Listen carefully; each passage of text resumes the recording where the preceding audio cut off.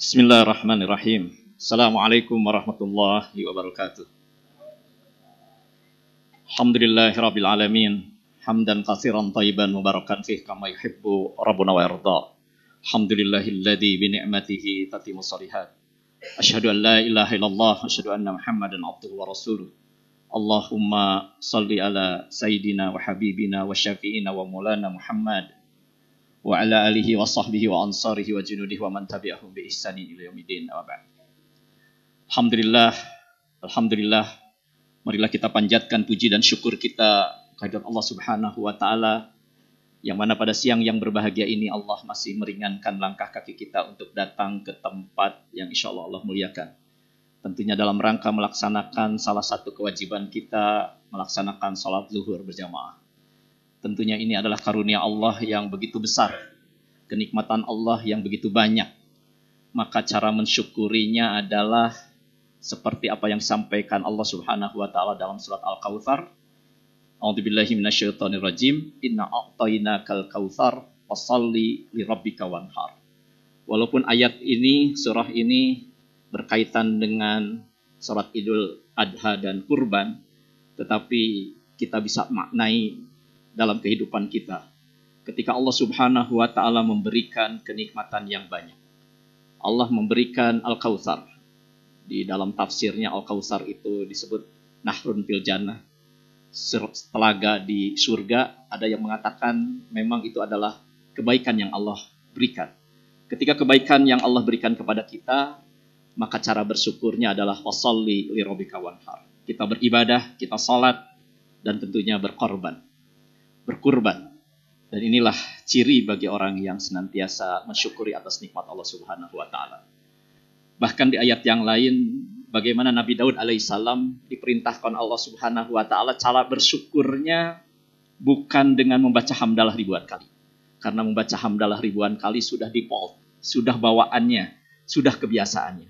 Bahkan tidak diperintahkan cara bersyukurnya dengan berpuasa. Kita tahu puasanya Nabi Daud sehari berbuka, sehari berpuasa. Tetapi apa yang diperintahkan Allah Subhanahu wa taala kepada Nabi Daud? I'malu ala Dauda syukra. Beramalah wahai Daud sebagai bentuk rasa syukur.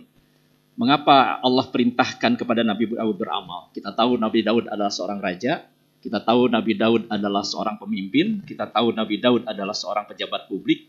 Maka diperintahkan cara bersyukurnya adalah dengan beramal. Dengan meninggalkan legasi, dengan meninggalkan kebermanfaatan yang bisa dilanjutkan oleh rakyat dan masyarakat. Tentunya kalau hari ini kita dititipkan amanah menjadi seorang pemimpin, maka cara bersyukurnya menggunakan pemimpin itu untuk senantiasa mengajak kepada kebaikan. Begitu juga kalau kita hari ini dititipkan ilmu, maka cara bersyukurnya adalah dengan mengajarkan keilmuannya. Begitu juga kalau hari ini Allah titipkan kita dengan bisnis, dengan harta, maka cara bersyukurnya adalah dengan berkontribusi dengan hartanya. Bapak-bapak, ibu-ibu yang dimuliakan Allah Subhanahu wa taala, di waktu yang singkat ini saya diamanahkan untuk menyampaikan berkaitan dengan istiqamah dalam kebaikan. Tentunya istiqamah sendiri sudah merupakan kebaikan. Banyak ayat Allah Subhanahu wa taala berkaitan dengan istiqamah. Secara bahasa istiqamah itu adalah ista dan qamah. Setiap kalimat yang diawali dengan kata ista, maka sesungguhnya itu adalah upaya sekuat tenaga untuk mendapatkan sesuatu yang di kalimat itu. Sebagai contoh ada yang istilah istighfar, maka kata-kata ghafaro itu adalah ampunan. Maka upaya kita untuk mendapatkan ampunan atau memohon kepada Allah agar kita mendapatkan ampunan. Begitu juga ada kalimat istiqa'ah. Sesungguhnya kalimat aslinya adalah ta'ah, ketaatan kepada Allah Subhanahu wa taala.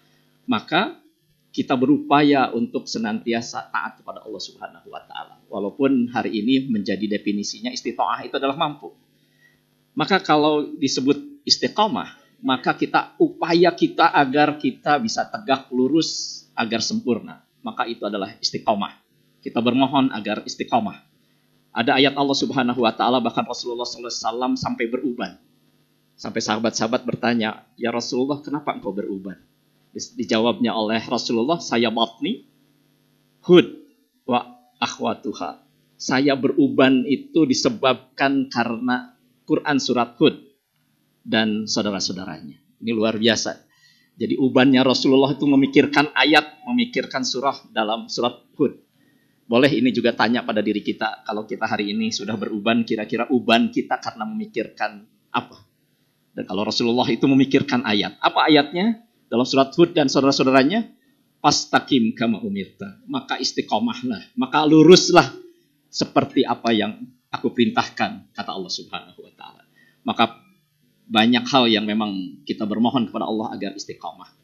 Nah, dalam kebaikan, kalau kita bicara kebaikan, diksi yang diterjemahkan dalam beberapa kata atau kalimat dalam Al-Quran itu seringkali terjemahkan kebaikan. Padahal di dalam Al-Quran setidak-tidaknya yang diterjemahkan kebaikan itu ada 5, ada 6. Yang pertama adalah thayyib, yang kedua adalah khair, yang ketiga adalah ma'ruf, yang keempat adalah ihsan, yang kelima adalah albir, yang keenam adalah salih. Kalau lihat di Quran, terjemahannya semuanya artinya baik. Padahal itu luar biasa terjemahannya, tidak hanya baik, mungkin keterbatasan kosakata kita, tapi itu lebih mendalam dan detail. Saya sampaikan dalam waktu yang singkat itu, yang pertama adalah thayyib. Thayyib itu adalah baik. Tetapi kalau kita baca satu ayat, Allah Subhanahu wa taala berfirman, "Ya ayuhan nas, kulu mimma fil ard halalan thayyiban." Wahai sekalian manusia, makanlah makan yang halal dan baik. Makan yang halal saya pikir jelas, tapi thayyib baik, maka kalau kita bicara thayyib kaitannya dengan fisik kita. Kalau bicara thayyib kaitannya dengan makanan yang kita makan. Seringkali kita rewel kalau kaitannya dengan halal, apakah ini halal dan haram. Tapi kalau thayyib kadang-kadang kita tidak terlalu perhatian.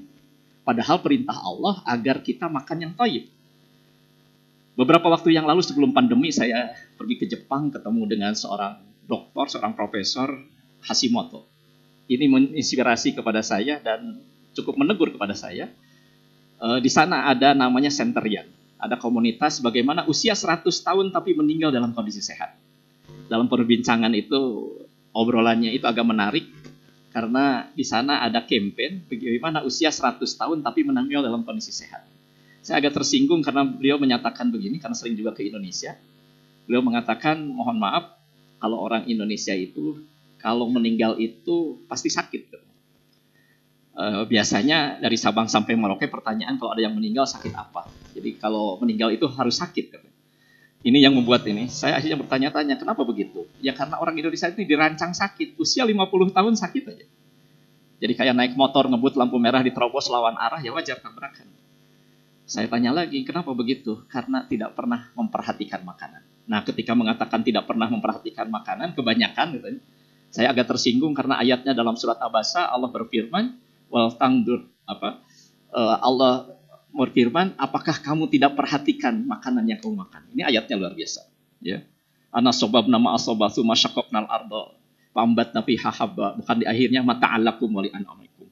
Jadi kalau kita perhatikan makan, maka kita akan sehat, kita akan bahagia, kita akan senang. Itulah ayat Allah. Ayatnya kita baca, cuman pada prakteknya kita memang persoalan dengan kesehatan kita. Bahkan menyampaikan, ya karena kita kadang-kadang thayyib belum memahami betul apa itu thayyib. Mungkin lain kesempatan kita harus lebih rinci, apalagi ada para di dunia kedokteran bisa lebih menyampaikan lagi apa-apa makanan yang menyebabkan orang itu menjadi sakit. Nah yang kedua adalah khair. Khair itu berkaitan dengan karakter. Baik, tapi karakternya baik. Makanya seringkali jazakumullah khair. Karena karakternya kebaikan. Ada lagi ma'ruf. Ma'ruf itu juga baik, tapi ma'ruf itu berkaitan dengan perilaku. Kalau wal takum minkum ummatu, maka serulah wal takum minkum, hendaklah di antara kamu menyeru dalam kebaikan. Jadi kalau khair, tapi kalau memerintahkan ma'ruf. Makanya orang-orang yang berbuat baik itu bisa saja non-muslim, ya. Karena perilakunya baik. Mungkin kita sering kali temukan orang-orang yang baik, bahkan melakukan bakti sosial dan lain sebagainya. Ada lagi ihsan. Kalau ihsan adalah kebaikannya yang dikemas dengan karena lillah. Karena definisi ihsan adalah antabudallah ka'annaka tara. Jadi kita beribadah seakan-akan memang kita melihat Allah. Kalau sekiranya kita tidak bisa merasakan melihat Allah, maka sesungguhnya Allah melihat kita. Maka kita merasakan ma'iyatullah, pengawasan Allah. Dan yang salih adalah menggabungkan semua itu. Oleh karena itu, kita menginginkan menjadi soleh. Bahkan seorang orang tua, ibu dan anaknya menginginkan anaknya yang soleh, tidak hanya toyib, ya, karena gabungan dari berbagai kebaikan. Demikian saja yang bisa saya sampaikan. Mudah-mudahan informasi yang sederhana ini, mudah-mudahan kita bisa menjadi pribadi yang toyib, fisik kita sehat, dan kita senantiasa karakter kita baik, bahkan perilaku kita baik, dikemas dengan ihsan, dikemas karena kita lillah kepada Allah, karena lillahi ta'ala, dan insya Allah kita terdorong menjadi orang-orang yang saleh yang seperti dijanjikan, innalladzina amanu wa amilus salih, bagi orang-orang yang beramal saleh, maka Jannatul Firdausi nuzula, maka Allah akan tempatkan di surga Firdaus. Wallahu muwaffiq ila aqwamit thoriq, hadanallahu wa iyyakum ajmain. Nasrun minallah wa fathun qarib. Assalamualaikum warahmatullahi wabarakatuh.